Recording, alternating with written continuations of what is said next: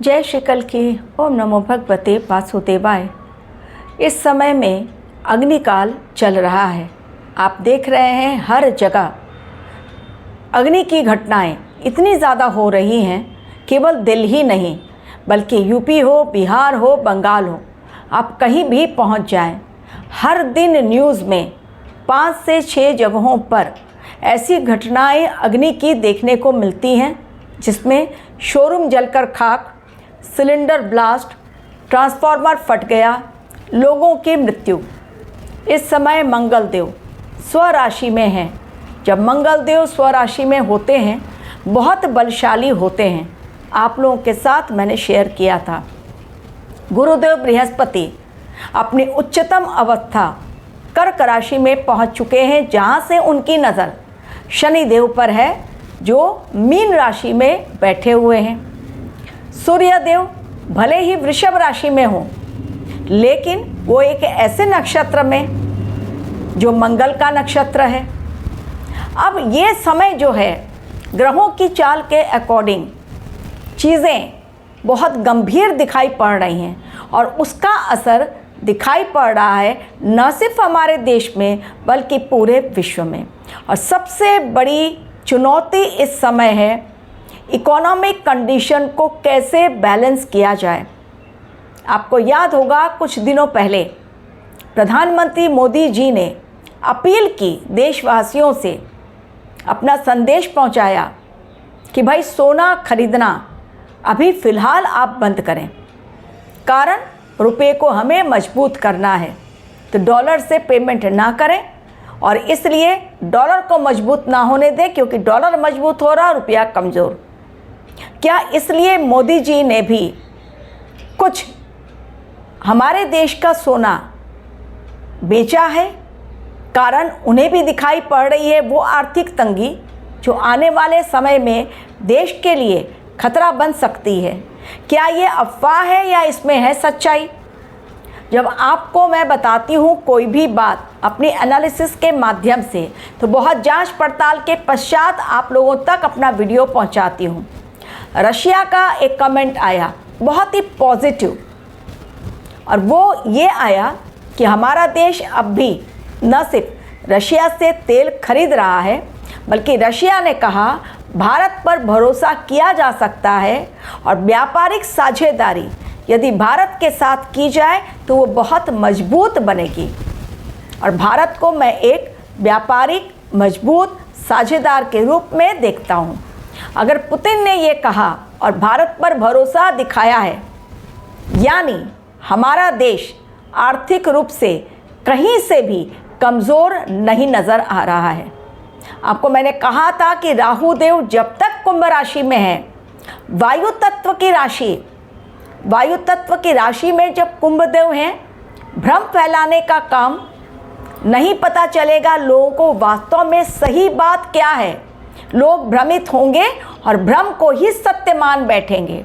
बहुत कम लोग ऐसे होंगे जो उस भ्रम जाल से न सिर्फ बाहर निकलेंगे बल्कि अपने आप को समझेंगे और अपने ज्ञान के माध्यम से चीज़ों को समझते हुए समझेंगे कि वास्तव में सच्चाई क्या है। अब आप देखिए किस प्रकार हमारे देश में ये भ्रम फैलाया गया कि सोना बेच दिया गया है। आरबीआई को सामने आकर देना पड़ा, सबके सामने अपना कमेंट देना पड़ा, अपनी बातें रखनी पड़ी। आरबीआई ने सबके सामने आकर कहा कि ये जो कह रहे हैं लोग, इसमें सच्चाई नहीं है, सोना नहीं बेचा जा रहा है, हमारे देश में सब कुछ सुरक्षित है। ये तो हो गई एक बात। लेकिन दूसरी बात, क्या इस समय वास्तव में हमारा देश इकोनॉमिक कंडीशन से बहुत ज़्यादा पुअर कंडीशन में जा रहा है? इकोनॉमिक कंडीशन हमारे देश की चरमरा गई है। इसलिए मोदी जी ने कहा है कि भाई अपनी गाड़ी से सफ़र मत करो और लोगों को चेंज करने को कहा है अपना लाइफ स्टाइल। क्या ऐसा कुछ है? आरबीआई ने आकर सामने डेटा प्रस्तुत किया है। अब आरबीआई में ये ना कहें कि वो मोदी जी को सपोर्ट करने के लिए कह रहे हैं, नहीं। आरबीआई बहुत ही इंडिपेंडेंट होकर काम करती है। जो डेटा दिया है आरबीआई ने कहा है हमारे देश की इकोनॉमी अब मजबूती की तरफ जा रही है। डेफिनेटली जीडीपी ग्रोथ कम हुई, लेकिन वो मिडिल ईस्ट युद्ध के कारण अब हमारे देश की उन्नति धीरे धीरे हो रही है, जो मैंने ग्रहों के माध्यम से आप लोगों से शेयर की थी। गुरुदेव बृहस्पति अतिचारी हैं, साफ सफाई अभियान चला रहे हैं। 2032-33 तक भारतवर्ष अमेरिका को पछाड़ेगा। याद रखिए मेरी भविष्यवाणी काफ़ी पहले मैं आप लोगों को दे रही हूँ। हमारा देश भारतवर्ष इसको अमेरिका को पछाड़ेगा इकोनॉमी में। जो आज सुपर पावर है अमेरिका, 32-33 के बाद हमारा देश, जो प्रधानमंत्री मोदी जी ने कहा है कि थर्ड इकोनॉमी बन जाएगा विश्व का, हो सकता है उससे भी आगे जाए और अमेरिका को पछाड़कर इकोनॉमी में नंबर 1 बन जाए, यानी सुपर पावर में। कारण डिफेंस सेक्टर हमारे देश का बहुत मजबूत। मंगल की महादशा ना भूलें, मंगल की महादशा यानी हमारा डिफेंस सेक्टर बहुत मजबूत होगा। नई नई टेक्नोलॉजी का जन्म होगा हमारे देश में। हमारे देश के जो युवा वर्ग हैं वो अपने ज्ञान और विवेक के द्वारा, अपनी बुद्धि के द्वारा वो नई टेक्नोलॉजी के माध्यम से बहुत अच्छी ग्रोथ देंगे हमारे देश को। तो मंगल की महादशा में आने वाला समय जो 32-33 के बाद राहु की महादशा होगी, उसमें देखिएगा भारत का ग्रोथ। तो मंगल इस समय भारतवर्ष को बहुत आगे लेकर जाएंगे।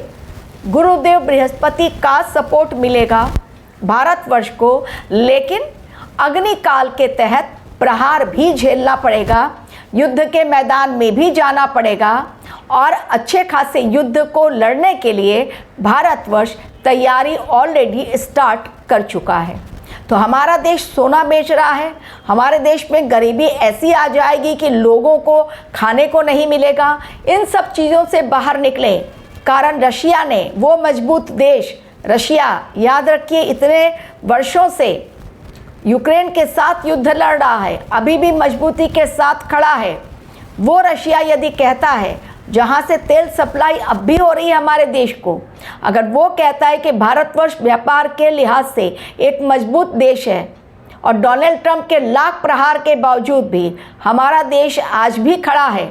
कोशिश की थी उन्होंने कि टैक्स लगाकर भारतवर्ष को घुटनों पर लाया जाए, उनकी दाल नहीं गली।